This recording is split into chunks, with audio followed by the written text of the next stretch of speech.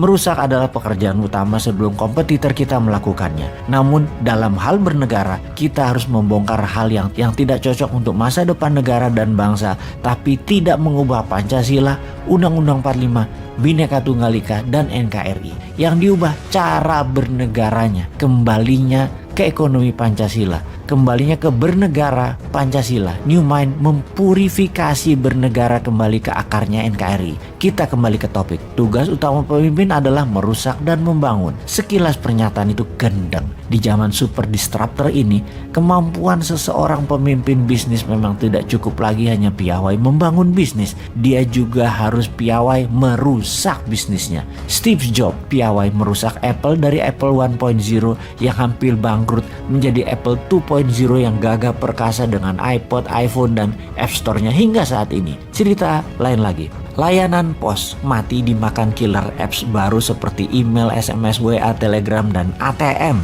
Kodak yang lebih dari 100 tahun perkasa kemudian dihabisi oleh layanan foto sharing yang diberikan perusahaan seperti Instagram.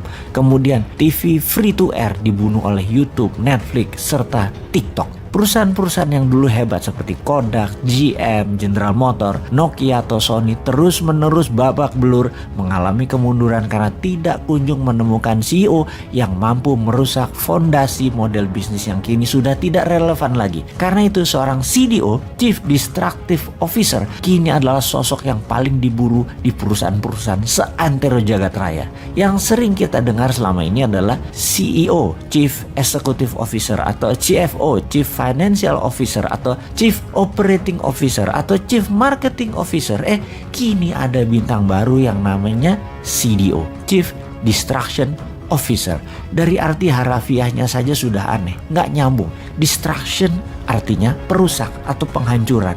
Jadi kalau CEO bertugas mengelola seluruh strategi dan operation perusahaan, CFO mengelola keuangan perusahaan, CMO membangun strategi pemasaran, lah CDO ini tugasnya menghancurkan perusahaan. Coba sekilas memang gendeng. Merusak itu di dalam dunia bisnis sungguh tanpa merusak pondasi lama bisnis tidak akan bisa maju dengan cepat di masa pancaroba efek digital dan efek pandemi ini ke depannya.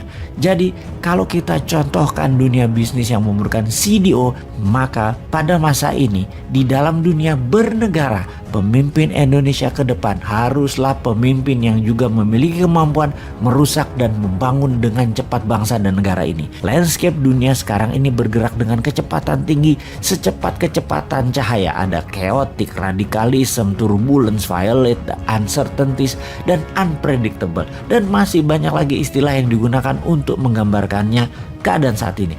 Landscape dunia saat ini bergerak dengan kecepatan cahaya ini bukan tanpa resiko dan bukan tanpa bahaya. Bahayanya sangat-sangat besar. Ada climate change, ada krisis ekonomi karena pandemi, ada krisis kesehatan, ada biological warfare, ada krisis keterbatasan sumber energi. Untuk bisa survive di tengah perubahan yang chaotic dan membuat Indonesia menjadi negara superpower, maka kata kuncinya terletak pada satu kata, yaitu penghancuran. Untuk sukses di era light speed changes ini, kita tidak boleh segan-segan menghancurkan sendi-sendi kesuksesan masa lalu kita. Break with immediate past. Kenapa? Karena barangkali formula dan sendi-sendi kesuksesan tersebut sudah tidak relevan lagi untuk sekarang dan masa depan.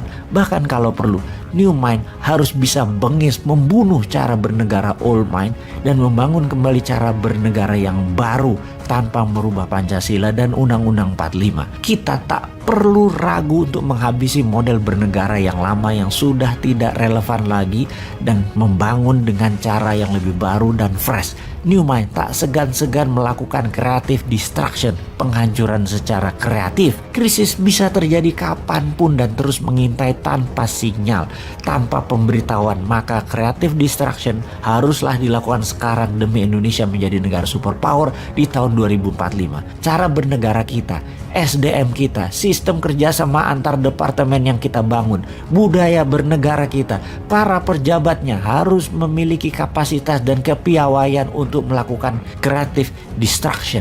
Indonesia di bawah New Mind haruslah memiliki alert system untuk mengendus munculnya krisis dunia dan penjajahan ekonomi modern yang dilakukan oleh negara-negara besar lainnya untuk mengambil kekayaan alam Indonesia. Kalau sudah demikian, menjadi jelas bahwa kesuksesan bernegara Indonesia akan ditentukan oleh kapasitas melakukan creative destruction. Dan kalau kita sepakat dengan keberlangsungan survival of the nation adalah tujuan paripurna membangun kekuatan bernegara, maka kesuksesan itu tak lain adalah sebuah perjalanan panjang di mana kita melompat dari satu creative destruction ke creative destruction yang lain di dalam mengelola dan membangun negara. Persis seperti yang dilakukan oleh Putin, Erdogan, Xi Jinping lebih dari 15 tahun. Ingat, sustainability is journey of destruction. Di dalam membangun yang sustain, maka perjalanan panjang adalah merusak hal yang tidak relevan dengan kebaikan masa kini dan demi kebaikan masa depan.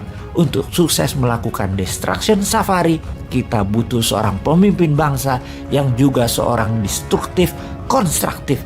Siapakah itu di masa depan yang bisa membangun tanpa asing, tanpa hutang, dan menomorsatukan karya anak bangsa itu?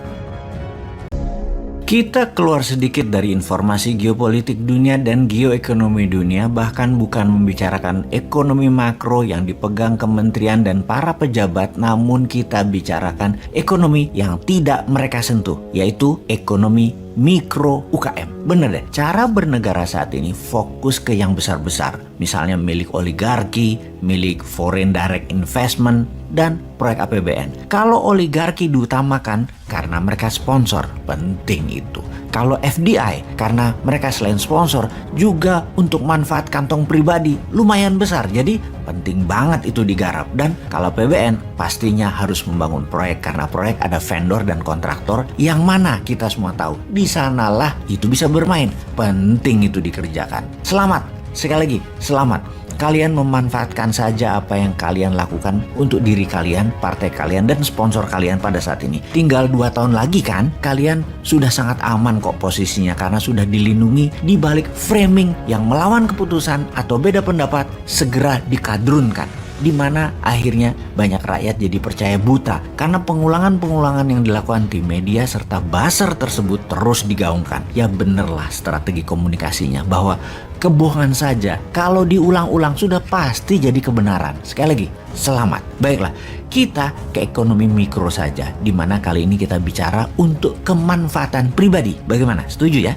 Intinya pada saat ini banyak sahabat yang menawarkan peluang bisnis ke saya hampir setiap hari. Selain karena ada Santara, namun saya pribadi pun minatlah untuk masuk kecil-kecilan ke teman-teman pebisnis yang akan mengembangkan usahanya untuk saya investasi. Sehubungan dengan itu, daripada lama-lama berfokus di presentasi bisnisnya, misalnya dari latar belakangnya, peluangnya, saya keribetan sama presentasi model tesis kesarjanaan yang panjang pakai PDF. Maka bersama ini saya akan memberikan sedikit informasi sederhana di mana kalau Anda ingin menawarkan bisnis Anda untuk saya, juga ke beberapa mitra saya yang status dirinya adalah private investor, maka ada sebuah rumus yang jadi acuan kami, khususnya saya di dalam memvaluasi bisnis yang akan menjadi mitra atau bisnis yang akan saya investasikan portfolio keuangan saya. Jadi rumusnya sangat sederhana. Rumus itu namanya rumus 1, 2, 3. Apa itu rumus 1, 2, 3? 1 adalah dana yang diinvestasikan. 2 adalah tahunnya berinvestasi. 3 adalah 3 kali lipat nilainya naik atau nilai bisnisnya naik. Jadi misalnya saya invest 1 miliar, itu poin 1. Maka tahun kedua nilai perusahaan harus naik 3 kali lipat. Profitnya naik 3 kali lipat dan salesnya naik 3 kali lipat. Itulah bisnis yang masuk kategori bisnis kena dalam rumus 1, 2, 3. Misalnya sebuah perusahaan nilainya 3 miliar, omset setahunnya 1 miliar, profit per tahunnya 300 juta. Kalau 30% saham dinilai 1 miliar yang diinvestasikan oleh kami, di tahun kedua nilai perusahaan tersebut harus jadi 9 miliar, sales omset per tahunnya jadi 3 miliar, dan keuntungannya jadi 900 juta setahun. Itulah sekali lagi bisnis yang memenuhi rumus 1, 2, 3. Jadi selama bisnis sahabat memenuhi 1, 2, 3 dan ingin mencari investor, bawa sini segera. Kami tidak peduli bisnis apa yang sahabat kerjakan karena pasti bagus. Sahabat, ada sekelompok investor saat ini sangat lapar dan menantikan uangnya tersalurkan kepada Anda selama Anda masuk dalam konsep 1, 2, 3. Saya tunggu ya.